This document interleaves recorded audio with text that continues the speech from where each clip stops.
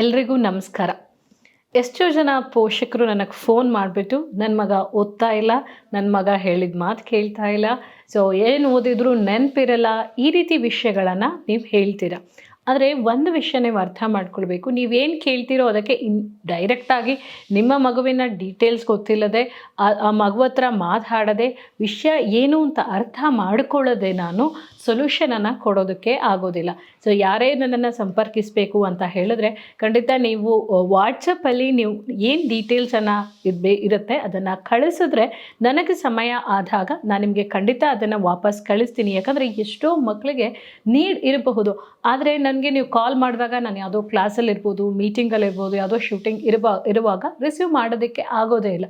So ಆದ್ದರಿಂದ ಪುನಃ ಕೆಲವರು ಕಾಲ್ ಮಾಡುವಾಗ ಒಂದು ಸಲ ಕಾಲ್ ಮಾಡಲ್ಲ, ರಿಪೀಟೆಡ್ಲಿ 3-4 ಟೈಮ್ಸ್ ಕಾಲ್ ಮಾಡಿಬಿಡ್ತೀರ. ಹಾಗೆ ಮಾಡೋ ಮೊದಲು ನಿಮಗೆ ಇನ್ ಕೇಸ್ ಯಾರಿಗಾದರೂ ಇಂಗ್ಲೀಷಲ್ಲಿ ಮೆಸೇಜ್ ಮಾಡೋಕ್ಕಾಗ್ತಿಲ್ಲ ಅಂದರೆ ಕನ್ನಡದಲ್ಲಿ ಮಾಡಿ, ಅಥವಾ ಟೈಪೇ ಮಾಡೋಕ್ಕೆ ಬರ್ತಾ ಇಲ್ಲ ಅಂತ ಹೇಳಿದರೆ ವಾಯ್ಸ್ ಮೆಸೇಜನ್ನಾದರೂ ಕಳಿಸ್ಬೋದು.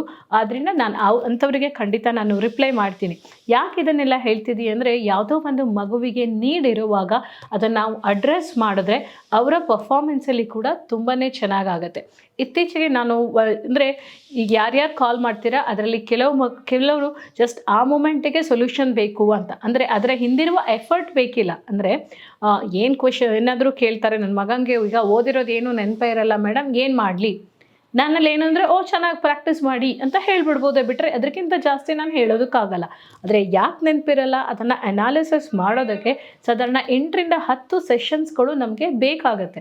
ಸೊ ಪರ್ಸ್ನಲಾಗಿ ಮೀಟೇ ಮಾಡೋಕ್ಕೆ ಆಗದೇ ಇದ್ದರೆ ಅಟ್ಲೀಸ್ಟ್ ಆನ್ಲೈನ್ ಸೆಷನ್ ಆದರೂ ಬೇಕಾಗಿರುತ್ತೆ. ಅಷ್ಟು ಸಮಯವನ್ನು ಕೊಡೋದಕ್ಕೆ ಯಾರು ರೆಡಿ ಇರ್ತಾರೋ ಅಂಥವರ ಕೇಸ್ಗಳನ್ನು ಮಾತ್ರ ನಾನು ಪರ್ಸ್ನಲಿ ಹ್ಯಾಂಡಲ್ ಮಾಡಿರೋದು. ಆ ಒಂದು ಕೇಸನ್ನು ನಾನು ನಿಮಗೆ ಹೇಳ್ತೀನಿ, ಯಾಕಂದರೆ ಅದರ ಹಿಂದಿರುವ ಎಫರ್ಟ್ ಎಷ್ಟು ಅನ್ನೋದನ್ನು ಪೋಷಕರು ಇಲ್ಲಿ ಗಮನವಿಟ್ಟು ಕೇಳಿಸ್ಕೊಳ್ಳೇಬೇಕು. ಇದು 6th ಸ್ಟ್ಯಾಂಡರ್ಡ್ ಸ್ಟೂಡೆಂಟ್. ಆ ಹುಡುಗಿಯ ಹೆಸರು ಸನ್ನಿಧಿ ಅಂತ. ಅಂದರೆ ಅದು ನಿಜವಾದ ಹೆಸರನ್ನು ನಾನು ನಿಮ್ಗೆ ಹೇಳ್ತಾ ಇಲ್ಲ, ಜಸ್ಟ್ ನಮಗೆ ಇಲ್ಲಿ ಕರೆಯೋದಕ್ಕೆ ಈಸಿ ಆಗುತ್ತೆ ಅಂತ ಒಂದು ಹೆಸರನ್ನು ಹೇಳ್ತಾ ಇದ್ದೀನಿ. ಸೊ ಈ ಹುಡುಗಿಯ ಸಮಸ್ಯೆ ಏನಾಗಿತ್ತು ಅಂತ ಹೇಳಿದ್ರೆ, ಯಾವುದೇ ರೀತಿಯ ಒಂದು ಎಮೋಷನನ್ನು ತೋರಿಸ್ತಾ ಇಲ್ಲ. ಪೇರೆಂಟ್ಸ್ ಏನೇ ಹೇಳಿದ್ರೂ ಸರಿಯಾಗಿ ಅದಕ್ಕೆ ರೆಸ್ಪಾಂಡ್ ಮಾಡ್ತಾ ಇಲ್ಲ. ಮೊದಲು ಒಂಥರ ತುಂಬ ಲವಲವಿಕೆಯಿಂದ ಇರುವ ಹುಡುಗಿ ಆ ರೀತಿ ಇಲ್ಲ. ಮನೇಲಿ ಕೂಡ ಏನೋ ಒಂದು ಕಳೆದೋದಾಗೆ ಒಂಥರ ರೋಬೋಟ್ ಥರ, ಯಾವುದೇ ಒಂದು ಎಮೋಷನ್ ಇಲ್ಲದೆ ಇರುವ ಥರ ಹುಡುಗಿ ಇದ್ಲು. ಸೊ ತಂದೆ ಆಗಲಿ ತಾಯಿಯ ಜೊತೆಗಾಗಿ ಜಾಸ್ತಿ ಮಾತಾಡ್ತಾ ಇರಲಿಲ್ಲ. ಈಗ ಸ್ಕೂಲಿಗೆ ಹೋಗುವಾಗ ಒಂದು ಬಾಯಿ ಅಂತ ಹೇಳೋದು, ಇಂತಹ ವಿಷಯಗಳು ಇರ್ತಾ ಇರಲಿಲ್ಲ. ಹಾಗೆ ಕ್ಲಾಸ್ ರೂಮಲ್ಲಿ ನೋಡೋವಾಗಲೂ ಕೂಡ ಟೀಚರ್ಸ್ ಜೊತೆಗೆ ಆ ಒಂದು ಖುಷಿಯಿಂದ ಮಾತಾಡೋದು, ಆ ಫ್ರೀನೆಸ್ ಯಾವುದು ಇರ್ತಾ ಇಲ್ಲ. ಜೊತೆಗೆ ಮ್ಯಾಥಮ್ಯಾಟಿಕ್ಸ್ ಸಬ್ಜೆಕ್ಟ್ ಕೂಡ ಅವಳಿಗೆ ಕಷ್ಟ ಆಗ್ತಾಯಿತ್ತು. ಅದನ್ನು ಕ್ವೆಶನ್ಸ್ ಆನ್ಸರ್ ಮಾಡೋದಕ್ಕೆ ಆಗ್ತಾ ಇಲ್ಲ. ಸಬ್ಜೆಕ್ಟಲ್ಲಿ ಪ್ರಾಕ್ಟೀಸ್ ಮಾಡು ಅಂದರೆ 1-2 ಕ್ವೆಶನ್ಸನ್ನು ಸಾಲ್ವ್ ಮಾಡೋಳು. ಆಮೇಲೆ ಬೇಡ ಅಂತ ಪುಸ್ತಕ ಮುಚ್ಚಿ ಒಂದು 5 ನಿಮಿಷ ಮಲಗ್ತೀನಿ ಅಂತ ಮಲಗಿದವಳು ಮತ್ತೆ ಹೇಳೋದೇ ಇಲ್ಲ. ರಾತ್ರಿ ಏಳಿಸ್ಬಿಟ್ಟು ಊಟ ಕೊಟ್ಬಿಟ್ಟು ಮಲಗಿಬಿಡ್ತಾರೆ. ಇದೇ ರೀತಿ ಕೆಲವಾರು ದಿನಗಳು ಆದ ಮೇಲೆ ಪೋಷಕರು ನನಗೆ ಕರ್ಕೊಂಡು ಬಂದಾಗ ನಾವಿಲ್ಲಿ ಅರ್ಥ ಮಾಡ್ಕೊಳ್ಬೇಕಾಗಿರೋದು, ಒಂದು, ಆ ಸಬ್ಜೆಕ್ಟು ಕಷ್ಟ ಆಗತ್ತೆ ಅಂದ ಕೂಡಲೇ ಮಾಡೋದಕ್ಕೆ ಮನಸ್ಸು ಬರಲ್ಲ. ಆ ಪುಸ್ತಕವನ್ನು ಮುಚ್ಚಿ ಇಟ್ಬಿಡ್ತಾ ಇದ್ಲು, ಪ್ರಾಕ್ಟೀಸ್ ಮಾಡ್ತಾ ಇರಲಿಲ್ಲ. ಅಂದರೆ ಆ ಸಬ್ಜೆಕ್ಟಿನ ಬಗ್ಗೆ ಇರುವ ಅವಳಿಗೆ ಮನಸ್ಥಿತಿ, ಮೆಂಟಲ್ ಸೆಟ್, ಆ್ಯಟಿಟ್ಯೂಡ್, ಅದನ್ನು ನಾವು ಇಲ್ಲಿ ತಗೊಳ್ಬೇಕು. ಇನ್ನೊಂದು emotional bonding with the parents.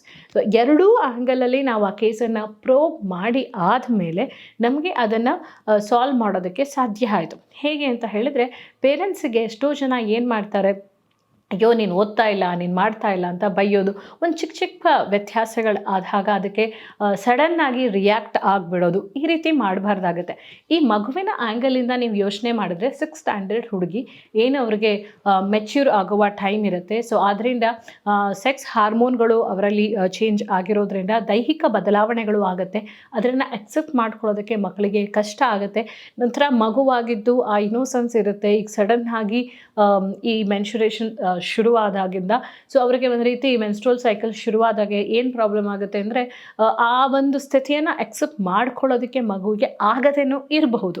ಇಲ್ಲಿ ಸನ್ನಿಧಿಗೆ ಆದ ಪರಿಸ್ಥಿತಿ ಕೂಡ ಇದೇ ಆಗಿರುತ್ತೆ. ಸಡನ್ನ ಮೂಡ್ ಸ್ವಿಂಗ್ ಇರುತ್ತೆ, ಎಮೋಷ್ನಲ್ ಪ್ರಾಬ್ಲಮ್ಸ್ಗಳಾಗಿರುತ್ತೆ. ಸೊ ಅದನ್ನು ಹೇಳ್ಕೊಳ್ಳೋದಕ್ಕೆ ಒಂದು ಮುಕ್ತ ವಾತಾವರಣ ಇರಲಿಲ್ಲ. ಇವೆಲ್ಲದರಿಂದಾಗಿ ಪ್ಲಸ್ ಮ್ಯಾಥಮ್ಯಾಟಿಕ್ಸ್ ಸಬ್ಜೆಕ್ಟ್ ಕಷ್ಟ ಅನ್ನೋದು ಕೂಡ ಅನ್ನಿಸ್ತು.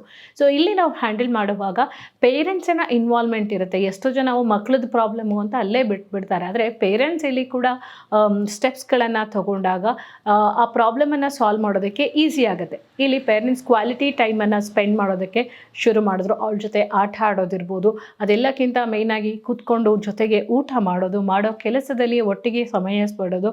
ಸೊ ಅವಳು ಎಷ್ಟೇ ಏನೇ ತಪ್ಪುಗಳನ್ನು ಮಾಡಿದರೂ ಕೂಡ ಇವರು ಪ್ರೀತಿಯಿಂದ ಮೊದಲೇನು ಮಾಡ್ತಾಯಿದ್ರು, ರಿಯಾಕ್ಟ್ ಮಾಡ್ತಾಯಿದ್ರು, ಬೈತಾಯಿದ್ರು.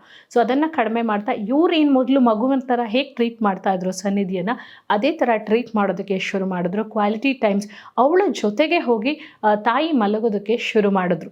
ಆಗ ಅವಳಿಗೆಲ್ಲವೂ ಒಂದು ರೀತಿ ಆ ಬಾಂಡಿಂಗ್ ಒಂದು ಸೆಕ್ಯೂರ್ ಫೀಲ್ ಆಗೋದಕ್ಕೆ ಶುರುವಾಯಿತು. ಅವಳ ಬಿಹೇವಿಯರಲ್ಲೂ ಕೂಡ ಬದಲಾವಣೆಗಳು ಕಾಣೋದಕ್ಕೆ ಸಾಧ್ಯ ಆಯಿತು. ಅದರ ಜೊತೆಗೆ ಸಬ್ಜೆಕ್ಟ್ ಹೇಗೆ ಕಲಿಬೋದು, ಇಂಟ್ರೆಸ್ಟಿಂಗ್ ಆಗಿ ಹೇಗೆ ಮಾಡ್ಬೋದು, ಆ ಸಬ್ಜೆಕ್ಟ್ ಈಸಿ ಅನ್ನೋದನ್ನು ಆ್ಯಸ್ ಅ ಟೀಚರ್ ಆಗಿ ನಮ್ಮ ಕಡೆಯಿಂದ ನಾನು ಮಾಡಿರೋದು.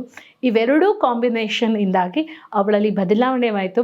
ಈಗ ರೀಸೆಂಟಾಗಿ ಎಕ್ಸಾಮ್ ಆದ ಟೈಮಲ್ಲಿ ಅವಳ ಫ್ರೆಂಡ್ಸ್ ಎಲ್ಲ ಕಾಲ್ ಮಾಡಿ ಈ ಕ್ವೆಶ್ಚನ್ ಗೊತ್ತಿಲ್ಲ, ಆ ಕ್ವೆಶ್ಚನ್ ಗೊತ್ತಿಲ್ಲ ಅಂತ ಹೇಳಿದಾಗ ಅವಳಿಗೆಲ್ಲೋ ಒಂದು ರೀತಿಯ ಖುಷಿ. ಸೊ ಅವರ ತಾಯಿ ಹೇಳ್ತಾ ಇದ್ರು, ನನಗೆ ಆ ಮೂಮೆಂಟ್ ನೋಡಿ ಏನೋ ಖುಷಿ ಆಗ್ತಾರೆ, ಏನೋ ಮಾರ್ಕ್ಸ್ ಬರಲ್ಲ ಅಂತ ಹುಡುಗಿಗೆ ಈಗ ಎಲ್ಲರೂ ಅವಳನ್ನೇ ಕೇಳ್ತಿದ್ದಾರೆ ಅಂತ ಹೇಳಿದ್ರೆ ಆ ಒಂದು ಪ್ರೌಡ್ ಫೀಲ್ ಅವಳು ಸನ್ನಿಧಿಗೂ ಆಯಿತು, ಹಾಗೆ ತಾಯಿಗೂ ಆಯಿತು. ಅಂದರೆ ಇವೆಲ್ಲವೂ ಸಾಧ್ಯ ಆಗೋದು ಯಾಕೆ ಅಂತ ಹೇಳಿದ್ರೆ ಇದನ್ನು as a teacher, as a counsellor, ಹಾಗೆ ಆ ಸ್ಟೂಡೆಂಟ್, ಹಾಗೆ ಪೇರೆಂಟ್ಸ್, ಆ ಮೂರು ಜನರ ಒಂದು ಕೋಆರ್ಡಿನೇಷನಿಂದ ಮಾತ್ರ ಇದು ಸಾಧ್ಯ ಆಗುತ್ತೆ ಅನ್ನೋದನ್ನು ನೀವೆಲ್ಲರೂ ಕೂಡ ಅರ್ಥಕೊಳ್ಳಿ. ಅದನ್ನು ನಿಮ್ಮ ಮಕ್ಕಳಲ್ಲಿ ಸಮಸ್ಯೆ ಇದ್ದರೆ ಖಂಡಿತ ನೀವು ವಾಟ್ಸಪ್ ಮೆಸೇಜನ್ನು ಮಾಡಿ, ಹಾಗೆ ನಿಮಗೆ ಎಷ್ಟು ಪೇಷನ್ಸ್ ಇದೆಯಾ ಸಿಚುವೇಷನನ್ನು ಹ್ಯಾಂಡಲ್ ಮಾಡೋದಕ್ಕೆ ಆಗುತ್ತಾ ಅಂತ ಯೋಚನೆ ಮಾಡಿ ಆಮೇಲೆ ಕೌನ್ಸಿಲಿಂಗಿಗೆ ಬನ್ನಿ ಅಂತ ಹೇಳ್ತಾ ಮತ್ತೊಂದು ಇಷ್ಟು ವಿಷಯಗಳೊಂದಿಗೆ ಮತ್ತೆ ಭೇಟಿಯಾಗೋಣ. ನಮಸ್ಕಾರ.